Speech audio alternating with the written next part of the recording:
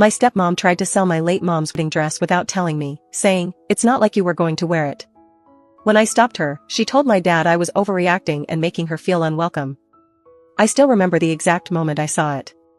I had just gotten home from work, tired and ready to collapse, when I walked past the guest room and saw a pile of junk sitting by the door. Boxes, old clothes, random knickknacks, things my stepmom, Claire, had been meaning to get rid of for months. And then I saw it. A crumpled white garment stuffed inside a plastic shopping bag, half buried under some old books. At first, I didn't recognize it. But something about it made my stomach drop. I stepped closer, reached out, and pulled it free. The second I felt the fabric, my heart stopped. It was my mom's wedding dress. My late mother's wedding dress. It had been folded carelessly, shoved inside like an old dish rag. The delicate lace was wrinkled, the once pristine silk crushed under the weight of Claire's donation pile. My hand shook as I held it up, memories flooding back. My mother had passed away when I was 14. This dress was one of the only things I had left of hers. I used to sit with it on her birthday, just to feel close to her. It still smelled like her, even after all these years. And now it was here, in a plastic bag, about to be sold off like some cheap thrift store find. I barely had time to process what I was looking at before I heard Claire's voice behind me. "Oh," she said casually. "I meant to tell you about that." I turned around slowly, still clutching the dress. She stood in the doorway, arms crossed, completely unfazed. "I figured we could sell it," she continued, like it was the most normal thing in the world. "I already found a buyer." I stared at her, unable to believe what I was hearing. "You what?" My voice came out strained, barely above a whisper. Claire sighed, like I was the one being difficult. "I mean, come on. It's just been sitting in storage, collecting dust. It's not like you were going to wear it." My chest felt tight. My brain couldn't even process how someone could be so cruel. "This isn't yours to sell," I said, gripping the dress tighter. "This was my mom's." Claire rolled her eyes. "I just thought it would be nice to clear up some space. And honestly, what's the big deal? It's just a dress. Just a dress." I almost laughed. Instead, I clenched my jaw and said, "You had no right." She threw her hands up, exasperated. "Here we go. I knew you'd make this into a thing." "A thing?" My voice was shaking. "You were about to sell one of the last things I have of my dead mother, without even asking me." She let out a sharp breath through her nose. "I didn't think you'd mind." "I assumed, that's the problem," I snapped. "You assumed." Claire rolled her eyes again, then turned on her heel and walked out like I was the one being ridiculous. I stood there, still holding the dress, trying to get my breathing under control. I thought that was the end of it. I was wrong. Less than an hour later, my dad got home from work. I was in my room, still shaken, when I heard Claire's voice in the living room. She was talking to him. Complaining. I stepped closer to the door and listened. "She's being impossible," Claire was saying. I was trying to do something nice, and she completely overreacted. I could practically hear the pity-seeking expression on her face. "She makes me feel so unwelcome here," she continued. "Like nothing I do is ever good enough." I gritted my teeth. "Unwelcome?" She tried to sell my mom's dress behind my back, and now she was the victim? Then I heard my dad sigh. "I'll talk to her." Great. A few minutes later, he knocked on my door. I didn't even bother pretending I didn't know what this was about. I opened the door, dress still in my arms. "Hey," he said, rubbing his temples like he already had a headache. "Claire told me what happened." I waited. "She said you got upset about the wedding dress thing," he continued, glancing at the bundle of fabric in my hands. "Look, she didn't mean any harm. She just thought, stop."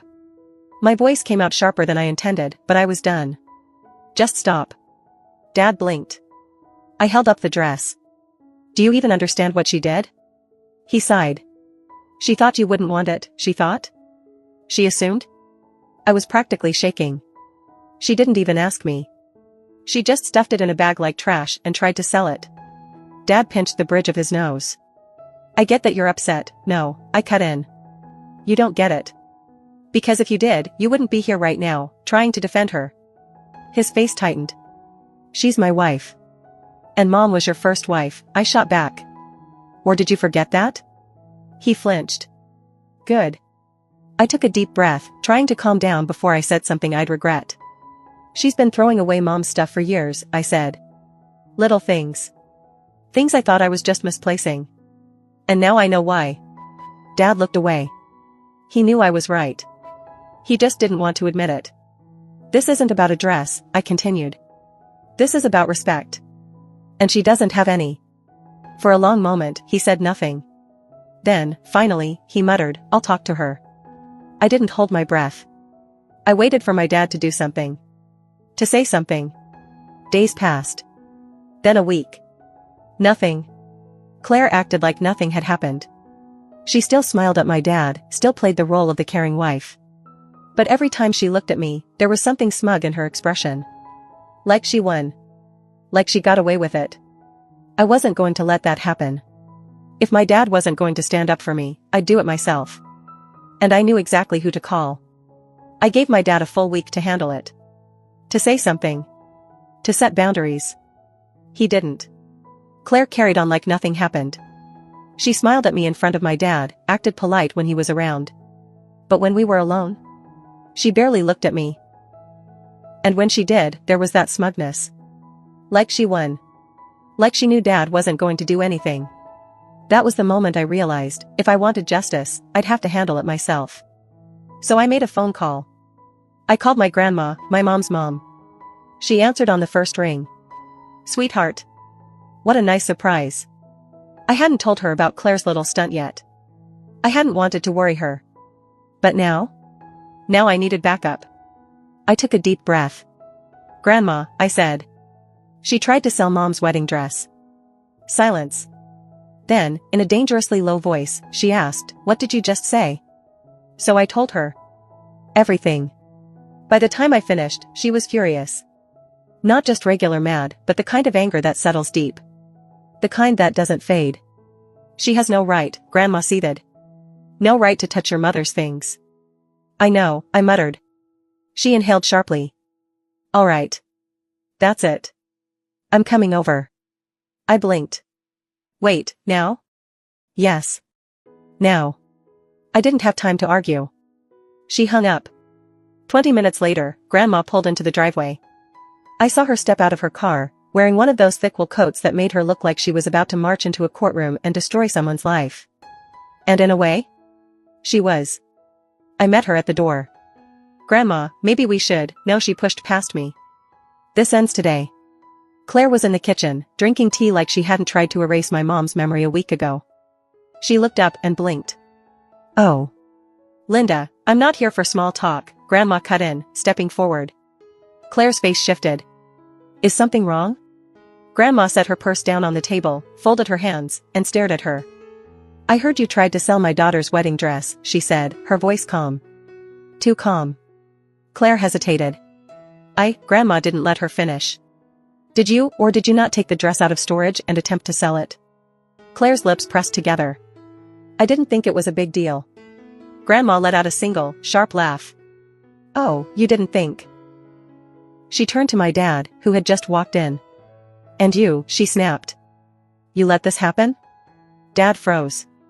I don't want excuses, Grandma cut in. You know better, and yet, you let her do this. Dad had nothing to say. Claire finally huffed, folding her arms. It's just a dress. And honestly, I don't see why I'm being treated like a villain over this. It's not like she was ever going to wear it. The room went silent. Then, very quietly, Grandma said, Pack your things. Claire blinked. What? You heard me. Grandma's voice was ice. You and your attitude are no longer welcome here. Claire let out a startled laugh. You can't kick me out of my own house. Grandma tilted her head. Your house? She reached into her purse, pulled out a piece of paper, and placed it on the table. It was a deed. A deed with Grandma's name on it. Claire went pale. Let me educate you, Grandma said smoothly. After my daughter passed, I never transferred ownership of this house. I kept it in my name. Claire swallowed. But we live here. Grandma shrugged. Then maybe you should have thought twice before trying to erase my daughter's memory. Claire turned to Dad, desperate. Say something. But Dad just looked down. For once, he had nothing to say. Claire didn't leave that night, but the damage was done. Grandma made it very clear, she was watching now. Claire couldn't pull her little tricks anymore. And Dad? I think that moment, seeing the deed, realizing how much he had let Claire get away with, something in him shifted. He started paying attention. Started noticing the things Claire did. The little digs. The manipulation. A month later, Claire moved out. And just like that, peace returned to my life. As for my mom's wedding dress? It's safe. Hanging in my closet, right where it belongs. Claire didn't leave quietly. For the next few weeks, she walked around the house like she was the victim. She sighed dramatically, slammed cabinet doors, and acted like I was ruining her life. She tried to make my dad feel guilty. "This is my home," she would say. "I put so much into this house. And now I'm just supposed to leave?" But the best part? She didn't own the house. My grandma did. And Grandma wasn't budging. Dad, to his credit, didn't fight it. I think deep down, he knew he had let Claire get away with too much. He didn't stand up for her. He didn't tell Grandma to back off. He just let it happen. And that killed Claire. But I wasn't done yet. Claire might have been on her way out, but I wanted her to feel it. So I did something I knew would break her. I went through the house and took back everything of my mother's that she had tried to make disappear over the years. I found my mom's old coffee mug buried in the back of a cabinet. I found the photo albums Claire had hidden in a box in the garage. I even found my mom's favorite blanket stuffed inside an old storage bin. Piece by piece, I reclaimed everything. And I put them back exactly where they used to be. The mug went back on the kitchen shelf. The photos went back on display. The blanket? I draped it over the couch in the living room, the same couch Claire always sat on. She noticed. Oh, she noticed. The first time she saw the photo albums back on the shelf, she turned to me, her jaw tight. "What are you doing?" she asked, forcing a smile. I smiled back. "Just restoring things." She didn't say another word. But that wasn't the best part. Claire had been living off my dad for years. She had a part-time job, but she loved spending his money. Fancy clothes, expensive haircuts, spa days, she treated my dad's bank account like her own personal fund. So when Grandma told her to leave, she panicked. She tried everything. She cried. She guilt-tripped my dad. She even tried to negotiate with Grandma, saying, "Maybe we can work something out." Grandma just smiled. "Oh, we are working something out. You're leaving." Claire had no choice. And the cherry on top? She had nowhere to go. Turns out, the friend she bragged about didn't want to take her in. Her own family barely talked to her. She ended up moving into a tiny apartment across town, a far cry from the big, comfortable house she once ruled over. And the best part? Dad didn't follow her. Without the house, without the money, without her power over my dad, Claire had nothing. After she left, life changed. The house felt lighter. Like a weight had been lifted. Dad and I actually started talking more. And for the first time in years, I didn't feel like a stranger in my own home. One evening, I sat on the couch, wrapped in my mom's old blanket, drinking from her coffee mug. And I smiled. Because Claire was gone. And my mom's memory? Still here. Still strong. Right where it belonged.